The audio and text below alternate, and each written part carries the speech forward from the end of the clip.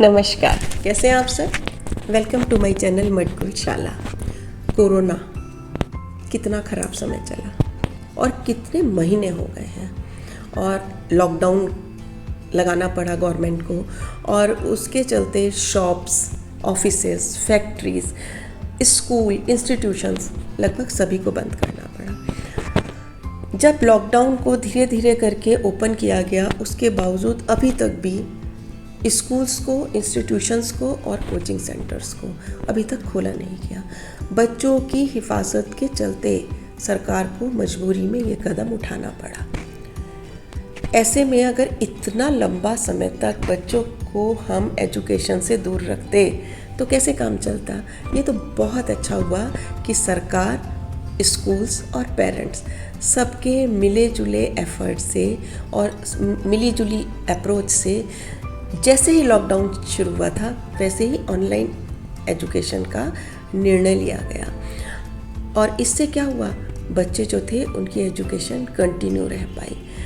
बच्चों को का ये जो साल था एजुकेशन का, ये ख़राब नहीं हुआ। फ़र्क क्या था, सिर्फ इतना ही था ना कि बच्चे स्कूल नहीं आए, घर में रह कर ही पढ़े। टीचर्स ने उनको लैपटॉप के ज़रिए से, मोबाइल के ज़रिए से, सिर्फ इंटरनेट का यूज़ उसमें बीच में रहा बच्चों के और टीचर्स के बीच में।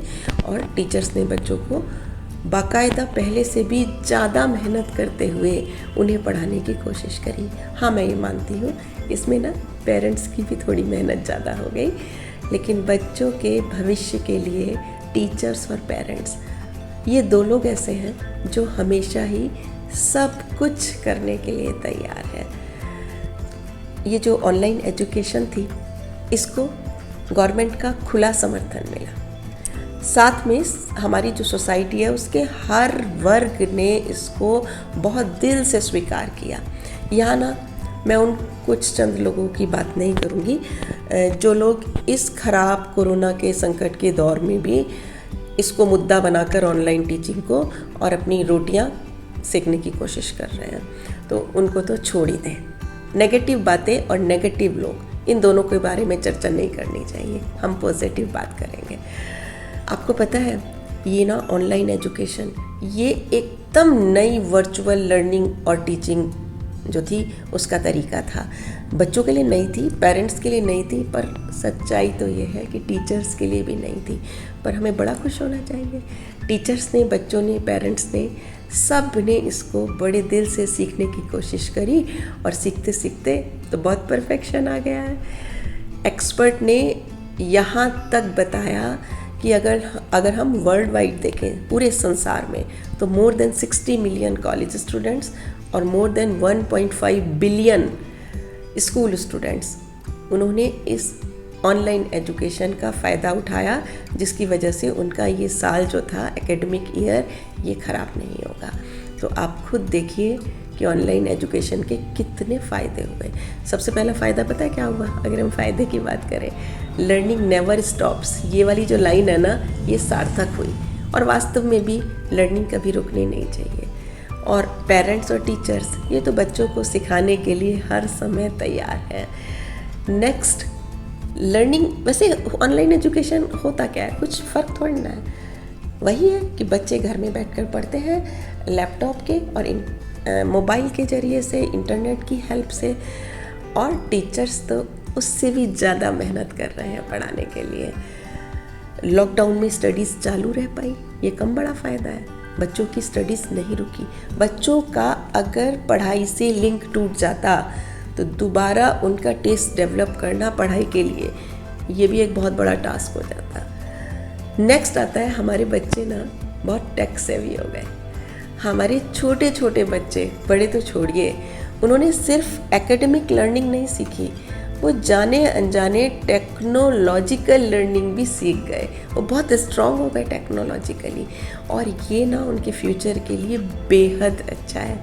अच्छा, ऑनलाइन लर्निंग का एक फ़ायदा और है, अगर पेरेंट्स या बड़े बच्चे तो खुद भी कर सकते हैं, अगर अपने लेसन को रिकॉर्ड कर लें तो उसके बाद अगर उन्हें समझने में परेशानी हो रही है तो वो उसको रिपीट कर करके दोबारा उस देखकर और सुनकर वो उसको अच्छे से समझ सकते हैं।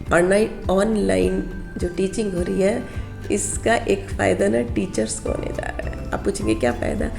टीचर्स जितने मन से, दिमाग से, दिल से पढ़ाते हैं ना, पेरेंट्स उसके बाद भी बहुत बार क्वेश्चन करते हैं, पता नहीं स्कूल में टीचर पढ़ाते हैं ठीक से या नहीं पढ़ाते हैं।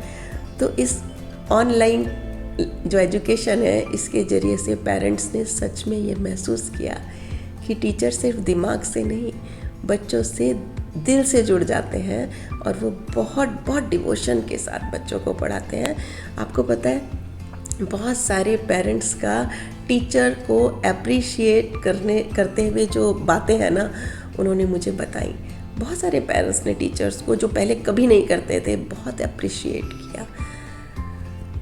और एक फ़ायदा तो पेरेंट्स को भी हुआ, डबल सुपरविज़न। बच्चों का फ्यूचर बेटर होगा। बच्चे स्कूल में जब पढ़ते थे तो सिर्फ टीचर का सुपरविज़न होता था।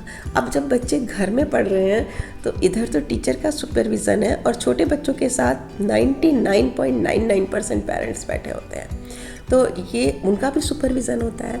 तो उससे क्या होता है, उससे बच्चों की स्टडीज़ और बेहतर हो रही है। तो ऑनलाइन एजुकेशन का हमें पॉजिटिव जो पक्ष है ना, उसे ज़रूर देखना चाहिए। नेक्स्ट हमारे लिए लास्ट इम्पॉर्टेंट बात है कि ऑनलाइन एजुकेशन होती है, अच्छी है, लेकिन ना हमारे जो पेरेंट्स हैं उनको ध्यान रखना चाहिए कि कभी कभी बच्चे जो है ना, वो साइबर बुलिंग का शिकार हो जाते हैं। अब साइबर बुलिंग क्या होती है, इस पर मैं एक वीडियो बना चुकी हूँ, जिसको मैं इसके बाद अपलोड करूँगी, क्योंकि अगर उसको इसके साथ प्लस कर देते तो बहुत लंबी हो जाती। तो साइबर, इसमें सिर्फ मैं आपको इतना बताना चाहूँगी, साइबर बुलिंग में क्या होता है कि बच्चों को ऑनलाइन खतरों का सामना करना पड़ सकता है, बच्चों को कोई परेशान कर सकता है।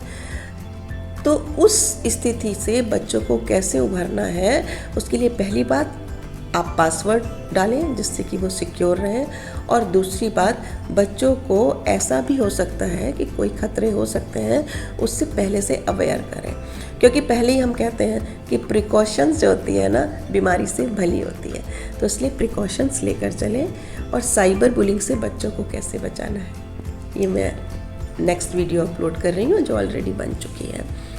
तो ऑनलाइन एजुकेशन सारे पेरेंट्स को बहुत बहुत बहुत मैं कॉन्ग्रेचुलेट और थैंक यू करना चाहती हूँ कि उन लोगों ने टीचर्स को इतना सपोर्ट किया, जिससे कि ये पॉसिबल हो पाए। अगली वीडियो में फिर मिलेंगे, तब तक के लिए प्यार भरी विदा।